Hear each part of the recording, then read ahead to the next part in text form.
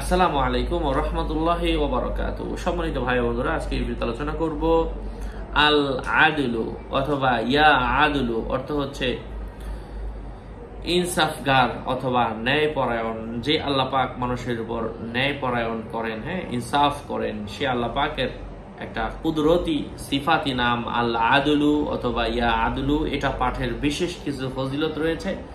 এই ভিডিওতে আমরা সেগুলোই আলোচনা করব। আলোচনা বুঝতে সাথেই থাকবেন। যারা এখনো চ্যানেলটি সাবস্ক্রাইব করেনি, ভেরিফাই চ্যানেলের ডেসক্রিপশন বক্সে ক্লিক করলে পেজ এবং আইডি আসবে। এছাড়া অন্য কোনো পেজ নাই, আইডি নাই, ইমো নাই, হোয়াটসঅ্যাপ নাই, টিকটক নাই। সাবধান, আমার নাম আর ছবি থাকলে আমি না। প্রত্যেক ভিডিওতে আমি এক্সট্রা সাবধান করি, সতর্ক করি।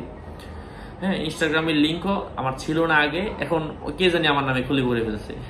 এখন একটা আমি নিজে খুলছি, ডিসক্রিপশন বক্সে লিঙ্ক দেওয়া আছে। সাবধান, নাম ছবি থাকলে আমি না। যাই হোক, এবং আমার আরেকটা চ্যানেল আছে হাফসা বিনতে জুবের, আমার মেইন নামে ক্রিয়েট করা, ওটারও লিঙ্ক ডিসক্রিপশন বক্সে দেওয়া। চাইলে ওই চ্যানেলটাও সাবস্ক্রাইব করবেন, কারণ অনেক ভিডিও এখানে আছে ওখানে নাই, ওখানে আছে এখানে নাই।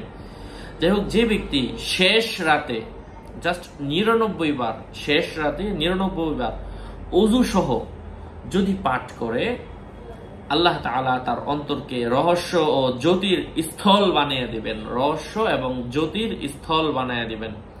যে ব্যক্তি জুমার দিনে বারাতে এই নামটি 20 টুকরো রুটির উপর লিখে তারপরে ভক্ষণ করে, তো রুটির উপর আপনি জাফরান কালি দিয়ে লিখতে পারেন। এই দোকান থেকে কালি নিয়ে নিতে পারেন, অথবা অন্য যে কোনো দোকান থেকে ভালোটা এখান থেকে নিতে পারেন। 01896426494 কালি কলম টলম এখানে আছে।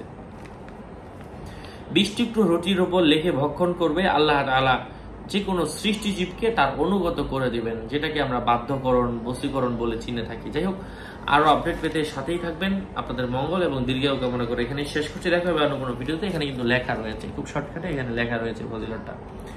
যাই হোক, আরো আপডেট পেতে সাথেই থাকবেন। আসসালামু আলাইকুম ওয়া রাহমাতুল্লাহি ওয়া বারাকাতুহু।